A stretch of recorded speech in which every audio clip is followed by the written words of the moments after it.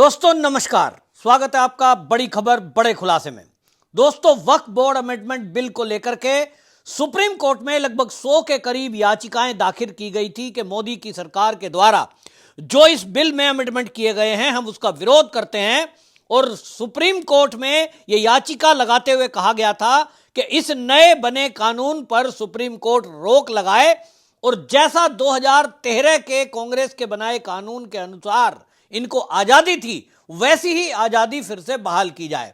इस पर supreme court ने सभी दलील सुनने के बाद वक्फ बोर्ड के पक्ष की ओर से खड़े सभी को बड़ा झटका दे दिया, ये कहते हुए कि हम संसद के बने कानून पर रोक नहीं लगाने जा रहे हैं। यह बहुत बड़ा एक अचीवमेंट है मोदी सरकार के लिए और बहुत बड़ा झटका वक्फ बोर्ड के पक्ष में खड़े उन मौलानाओं के लिए जो सड़कों पर उतरे हुए हैं, जो मीडिया में बातें कर रहे हैं और वो कह रहे हैं कि यह कानून तो मोदी को वापस लेना ही पड़ेगा, हम सुप्रीम कोर्ट जाएंगे।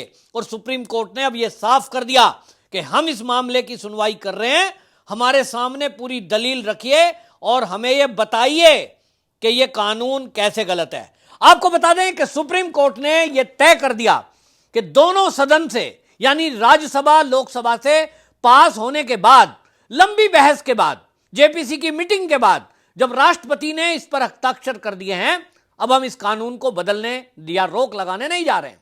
ना हम इसमें कोई संशोधन करेंगे, ना हम इस पर कोई रोक लगाएंगे, क्योंकि यह संसद में संसद सदस्यों के द्वारा लाया गया बिल है।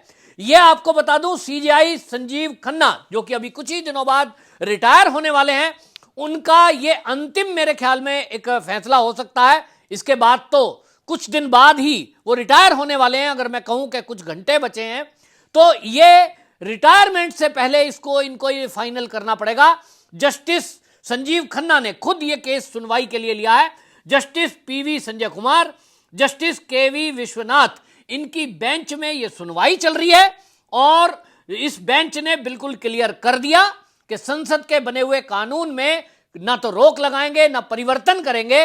ये शब्द सुनने के बाद कपिल सिब्बल, अभिषेक मनु सिंघवी, ओवैसी के तो एक तरह से होश उड़ गए। उनको लग रहा था कोर्ट में जाएंगे, पहले की तरह जिस तरह से हमारी चलती है, एक तरफ सड़कों पर हम दंगा बवाल करेंगे, धरने प्रदर्शन करेंगे और जैसे मौलाना कह रहे थे कि जैसे हमने मोदी को किसान बिल के मामले में झुकाया था और मोदी ने वो 3 कृषि बिल वापस लिए थे, इसी तरह वक्फ बोर्ड बिल को भी हम वापस कराएंगे और ये कानून रद्द होगा। कोर्ट में हम जा रहे हैं। इनको लग रहा था कोर्ट में जाएंगे, पहले की तरह फिक्सिंग हो जाएगी, अभिषेक मनु सिंह भी खड़े होंगे, कपिल सिब्बल दूसरी तरफ खड़े होंगे और ये दो चेहरे देखकर जज साहब डर जाएंगे और कहेंगे भाई ये तो बहुत बड़े वकील सामने खड़े हैं, अब तत्काल इनकी बात सुनो।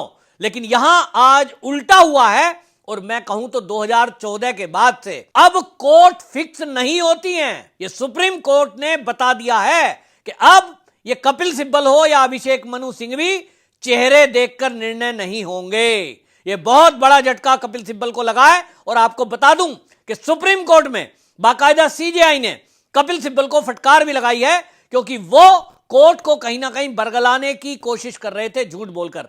उन्होंने कहा कि साहब इस कानून में परिवर्तन किया गया है और सारा एकाधिकार जिले के कलेक्टर को दे दिया गया है, तो राज्य का कलेक्टर तय करेगा फाइनल के प्रॉपर्टी किसकी है। इस पर आपको बताऊं, तुषार मेहता जो इसमें केंद्र सरकार की तरफ से प्रस्तुत कर रहे हैं, वो सॉलिसिटर जनरल तुषार मेहता ने तत्काल टोका और कहा कि कपिल सिब्बल कोर्ट को गुमराह कर रहे हैं, ऐसा कुछ भी नहीं है। और इस कानून में सीधा प्रावधान 2025 में किया गया है कि कलेक्टर मामले की सुनवाई करेगा, पेपर प्रॉपर्टी के चेक करेगा, लेकिन उनको चुनौती हाई कोर्ट या सुप्रीम कोर्ट में दी जा सकती है। इस पर कपिल सिब्बल का चेहरा देखने लायक था, क्योंकि उनको लग रहा था जो मैं बोलूंगा ये जो न्यायाधीश बैठे हैं ये उसी को मान लेंगे और इसी पे तत्काल स्टे हो जाएगा। ये स्टे हुआ नहीं, क्योंकि पहले से सारी चीजें समझा दी गई थी और सीजेआई ने खुद कहा था मेरे पास जो याचिकाएं आई हैं हमने उसको ठीक से पढ़ लिया है, उसके बाद ही ये तारीख दी थी और आप कोई भी चीज रिपीट नहीं करेंगे और इधर उधर की बातें नहीं करेंगे, पॉइंट की बात करेंगे।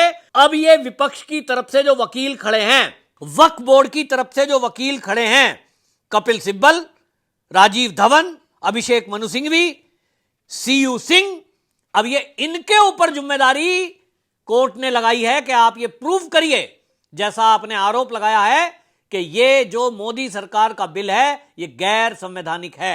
आपने गैर संवैधानिक शब्द इस्तेमाल किया है, आपने संविधान की धारा 26 का उल्लंघन ऐसा कहा है, तो प्रूव करिए कि संविधान की धारा 26 के ये विरुद्ध है।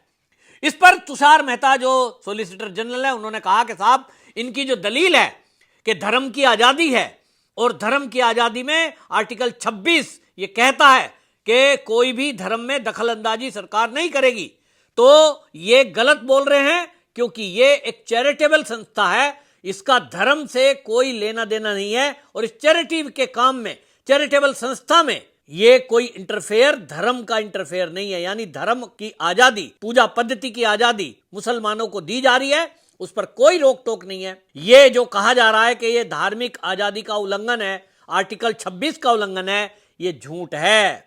और जब ये कहा गया कोर्ट में, इसी से तय हो गया और सुप्रीम कोर्ट ने कह दिया कि आपकी कुछ नहीं चलेगी, आप जो कह रहे हैं इसको हम नहीं मानते। और इसीलिए आपको बता दूं, स्टे देने से मना कर दिया गया, कानून में परिवर्तन को मना कर दिया गया और अब इनको कहा गया है कि आप इसमें हमें ये दलील बताइए, दूसरी जो आपकी चिंताएं हैं वो हमें बताइए। आपको बताएं, इस पर मौलाना खालिद रशीद जो इस मामले में एक पक्षकार भी हैं, मौलाना खालिद रशीद जो कि all India Muslim personal law board के प्रमुख हैं, वो इस पर बयान दे रहे हैं और वो कह रहे हैं कि सुप्रीम कोर्ट में जो आज की डिबेट हुई है हम उससे संतुष्ट हैं और वो कह रहे हैं कि हमारे पक्ष में फैसला होगा। आप संतुष्ट हैं, आप कह रहे हो पक्ष में फैसला होगा और आप चाहते हो कि ये बिल रद्द कर दिया जाए कोर्ट के द्वारा, तो रशीदी जी अब आपको झटका लगा है क्योंकि कोर्ट ने तो सीधा कह दिया हम इस कानून को रद्द करने नहीं जा रहे हैं। कपिल सिब्बल की तरफ से कोशिश की गई कि किसी भी तरह से इस पे स्टे मिल जाए। जो दलीलें कपिल सिब्बल ने रखी, उन्होंने कहा देखिए जी, हिंदुओं को जो बोर्ड है ये बोर्ड मुसलमानों का है, वक्फ बोर्ड, इसमें कोई हिंदू को कैसे रखा जा सकता है, ये इंटरफेयर है, ये नहीं होना चाहिए। इस पर सुप्रीम कोर्ट ने सरकार से पूछा है क्या हिंदू के किसी बोर्ड में, उन्होंने तिरुपति का उदाहरण दिया है कि तिरुमाला जो बोर्ड है क्या उसमें कोई मुस्लिम है। इस पर एसजी ने कहा जी ऐसा हो सकता है।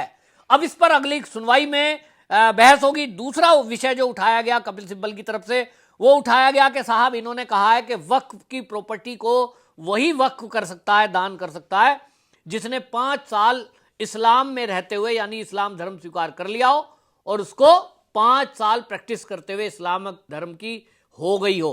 कपिल सिब्बल इस पर अजीब दलील रख रहे हैं। वो कह रहे हैं कि साहब मैं हिंदू हूं, क्या मैं वक्फ नहीं बना सकता? तो कपिल सिब्बल जी आप हिंदू हो, आप वक्फ कैसे बना सकते हो?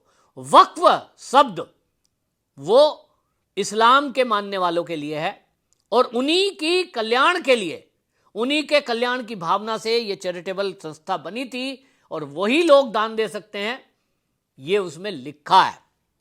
अब आप समझिए, दूसरा उसमें वो मुद्दा उन्होंने उठाया कि साहब मुगलों के जमाने की मस्जिदें बनी हुई हैं, तो वक्फ अब ये कह रहे हैं कि रजिस्ट्रेशन कराना पड़ेगा, तो रजिस्ट्रेशन के लिए हम 300 साल पुराने पेपर कहां से लाएंगे? कपिल सिब्बल की इस दलील पर भी सॉलिसिटर जनरल तुषार मेहता ने कड़ा प्रहार किया। उन्होंने कहा कपिल सिब्बल जो कह रहे हैं ये गलत बोल रहे हैं। ये कानून रजिस्ट्रेशन का 1995 का जो कांग्रेस के टाइम में अमेंडमेंट किया गया था उस समय से चलता आ रहा है और आज भी जो कानून था यानी इस बिल के मोदी सरकार ने जो अमेंडमेंट किए इसके पहले तक ये लागू था कि पुरानी जो भी संपत्ति है उनका रजिस्ट्रेशन कराना होगा। अगर वो रजिस्ट्रेशन नहीं कराया तो जेल हो सकती है। जेल जाने का प्रावधान था, वो आज भी है। तब इसमें कपिल सिब्बल को दिक्कत क्या है? इस पर कपिल सिब्बल बेजुबान हो गए और एक तरह से वो कुछ नहीं बोल सके और इसी पर यह कह दिया गया कि अब कुछ क्वेश्चन जो आपकी तरफ से उठाए गए हैं कि पुरानी प्रॉपर्टियों का क्या होगा, उनका रजिस्ट्रेशन कैसे होगा। इस पर हालांकि एसजी ने यह कहा भी है कि इनको हम कहीं भी छेड़ने नहीं जा रहे हैं। दूसरा इन्होंने कहा था जो वक्फ की कमेटियां हैं, राज्य स्तर की कमेटियां हैं, उनको ये भंग कर देंगे।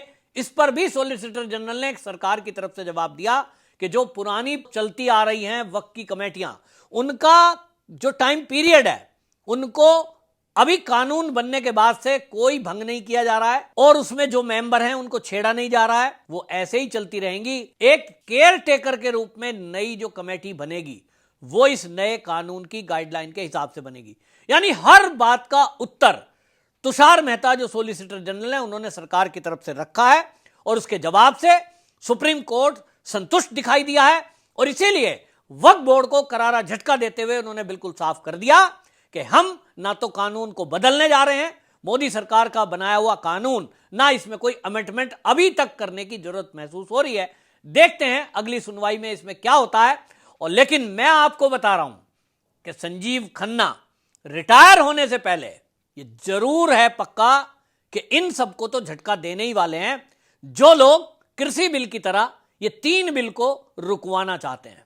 आपकी इस पर क्या राय है कमेंट में जरूर लिखिए, वीडियो को शेयर करिए। वंदे मातरम।